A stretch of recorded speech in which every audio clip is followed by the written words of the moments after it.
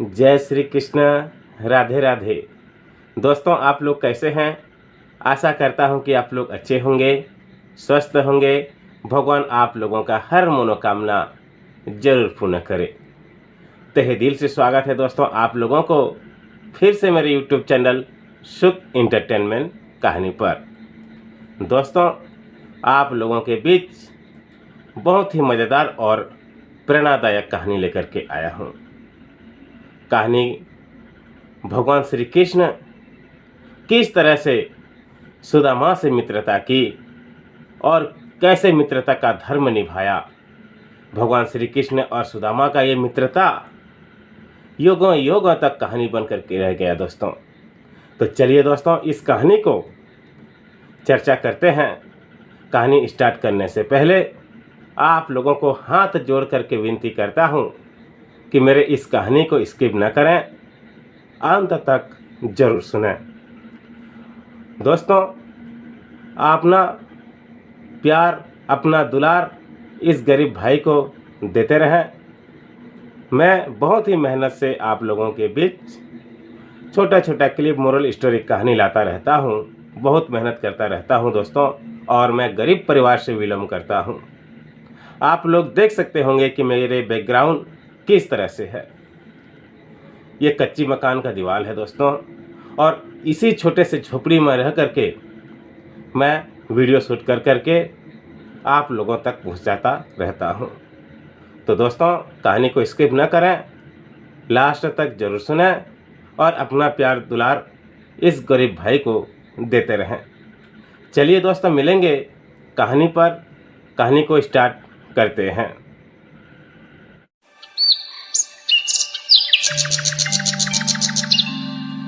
मित्रों, गुजरात के एक छोटे से गांव में सुदामा नाम के ब्राह्मण अपने परिवार के साथ रहते थे।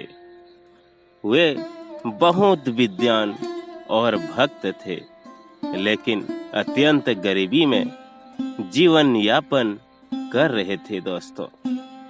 उनकी पत्नी को जब यह ज्ञात हुआ कि उनके पति भगवान श्री कृष्ण के बाल सखा हैं, तो उन्होंने उनसे कहा, आप द्वारका जाकर भगवान श्री कृष्ण से मिलें, वे अवश्य आपकी सहायता करेंगे। दोस्तों, सुदामा को यह विचार पसंद नहीं आया, क्योंकि वे अपने मित्र से कोई सहायता नहीं मांगना चाहते थे। लेकिन पत्नी के आग्रह पर वे जाने को तैयार हो गए। जाते समय उनकी पत्नी ने उनके साथ श्री कृष्ण के लिए भेंट स्वरूप थोड़ा सा सत्तू चिड़वा एक कपड़े में बांधकर दे दिया। मित्रों, सुदामा नंगे पांव धूल भरे मार्ग पर चलते हुए, कष्ट सहते हुए द्वारिका पहुंचे। रास्ते में वे श्री कृष्ण से अपनी भेंट को लेकर आनंदित थे। उनके मन में यह विचार भी था कि इतने वर्षों बाद मित्र से मिलकर कैसा लगेगा। दोस्तों, जब वे द्वारिका पहुंचे तो उन्होंने देखा कि पूरी नगरी सोने चांदी से बनी हुई थी।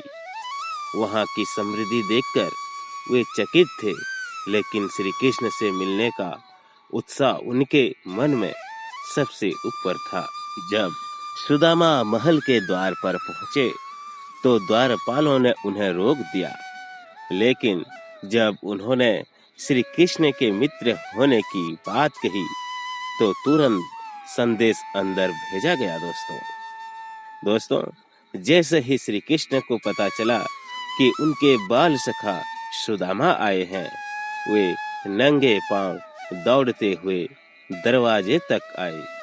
अपने प्रिय मित्र को देखकर वे अत्यंत भावुक हो गए और प्रेम से उन्हें गले लगा लिया। श्री कृष्ण सुदामा को अपने महल के अंदर ले गए और स्वयं अपने हाथों से उनके पांव धोए। मित्रों, फिर उन्होंने सुदामा को राजा के सम्मान आसन पर बिठाया और अपने हाथों से उन्हें भोजन कराया। भगवान श्री कृष्ण ने सुदामा से उनके परिवार की स्थिति के बारे में कुछ भी नहीं पूछा, क्योंकि वे पहले से ही सब कुछ जानते थे। जब भोजन के बाद सुदामा ने संकोच अपने फटे पुराने कपड़े में बंधे हुए सत्तू को निकाला तो भगवान श्री कृष्ण ने उसे प्रेम से झपट कर लिया और खाने लगे।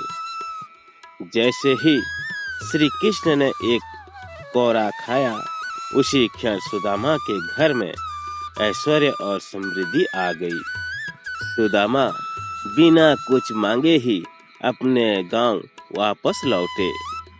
जब वे अपने घर पहुंचे तो उन्होंने देखा कि उनकी झोपड़ी एक भव्य महल में बदल चुकी थी। उनकी पत्नी सुंदर वस्त्रों में थी और उनके पास अपार धन वैभव था।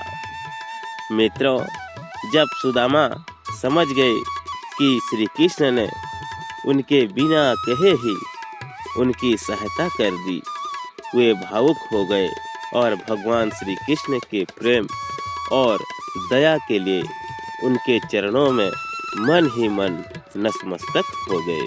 सुदामा जब अपने महल में पहुंचे तो वे स्तब्ध रह गए। उनकी झोपड़ी सोने चांदी से जड़े एक भव्य महल में बदल चुकी थी। अंदर प्रवेश करते ही उन्होंने देखा कि अपनी पत्नी और बच्चे सुंदर वस्त्रों में सजे हुए थे और उनकी आंखों में आनंद के आंसू थे। सुदामा समझ गए कि यह भगवान सब श्री कृष्ण की कृपा है, लेकिन इस अद्भुत परिवर्तन के उनके मन में अहंकार नहीं बल्कि और भी अधिक भक्ति उत्पन्न कर दी।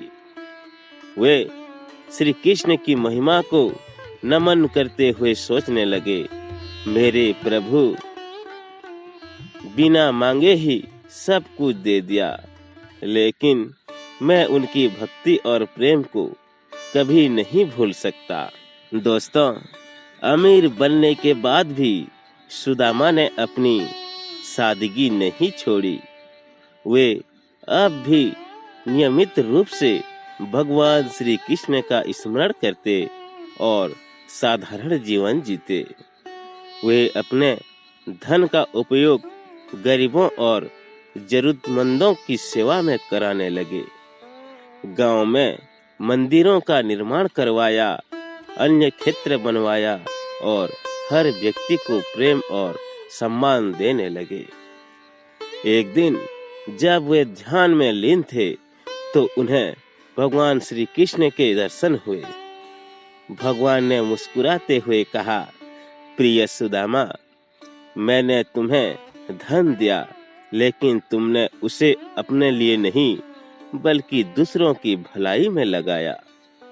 यही सच्ची भक्ति है। जो धन केवल अपने लिए रखा जाए वह अहंकार को जन्म देता है, लेकिन जो धन सेवा में लगाया जाए वह पुण्य का कारण बन जाता है। सुदामा की आंखों से आंसू बहने लगे। उन्होंने हाथ जोड़ करके कहा, प्रभु, यह सब आपकी कृपा है। आपने केवल मेरे जीवन को ही नहीं बल्कि मेरे विचारों को भी उज्जवल कर दिया। मेरे पास जो भी है वह सब आपका ही दिया हुआ है। भगवान श्री कृष्ण ने प्रसन्न होकर उन्हें आशीर्वाद दिया और कहा, सुदामा, तुम्हारी भक्ति अमर हो जाएगी। लोग युगों युगों तक तुम्हारे और मेरे प्रेम की इस कहानी को याद रखेंगे। इसके बाद दोस्तों, सुदामा और भी अधिक भक्तिपूर्ण जीवन जीने लगे। वे श्री कृष्ण के नाम का कीर्तन करते और सभी को प्रेम और दया का संदेश देते। मेरे प्यारे दोस्तों, इस कथा से हमें यह सीख मिलती है कि सच्ची मित्रता कभी भी स्वार्थ पर आधारित नहीं होती। श्री कृष्ण और सुदामा की मित्रता प्रेम निस्वार्थ और भक्ति का एक अनुपम उदाहरण है। यह हमें यह भी सिखाती है कि ईश्वर अपने भक्तों को कभी निराश नहीं करते। सुदामा ने कभी कुछ नहीं मांगा, लेकिन भगवान श्री कृष्ण ने उनके बिना कहे ही उनकी सभी इच्छाएं पूरी कर दी। जो भी सच्चे मन से भगवान को याद करता है, उसकी सभी इच्छाएं स्वस्थ ही पूरी हो जाती है। सुदामा की तरह हमें भी भक्ति और प्रेम की राह पर चलना चाहिए, तभी हमें सच्ची शांति और समृद्धि प्राप्त होगी। हरे कृष्ण कृष्ण कृष्ण हरे हरे। मित्रों, यही था भगवान श्री कृष्ण और सुदामा जी का पौराणिक श्रेष्ठ प्रेरणादायक कहानी। ये कहानी आप लोगों को जरा सा भी अच्छा लगा है दोस्तों, तो एक लाइक जरूर कर देना और अपने दोस्तों, अपने परिवार के पास इस कहानी को ज्यादा से ज्यादा शेयर कर देना। दोस्तों, अगर इस कहानी में कुछ गलती बोल दिया हूँ तो मुझे अपना छोटा भाई समझ करके माफ कर देना, और कहाँ पर गलती हुआ है उसे कमेंट बॉक्स में जरूर बताना। जितने भी मेरे यूट्यूब फैमिली हैं, मेरे माताएं, मेरे बहनें, मेरे भाई, सभी को हाथ जोड़ करके विनती करता हूँ, मेरे चैनल पे जो भी पहली बार आए हैं, अभी तक मेरे चैनल को सब्सक्राइब नहीं किए हैं, उनसे हाथ जोड़ करके आग्रह करता हूँ, निवेदन करता हूँ कि मेरे चैनल को सब्सक्राइब जरूर करें और ऐसा ही मोरल स्टोरी कहानी पुरानी सीरियलिटी सुनने का आनंद प्राप्त जरूर करें। तो चलिए दोस्तों, आज की कहानी में इतना ही। मिलेंगे एक नए मजेदार मोरल स्टोरी कहानी पर। तब तक के लिए जय हिंद, जय भारत, जय श्री कृष्णा, राधे राधे।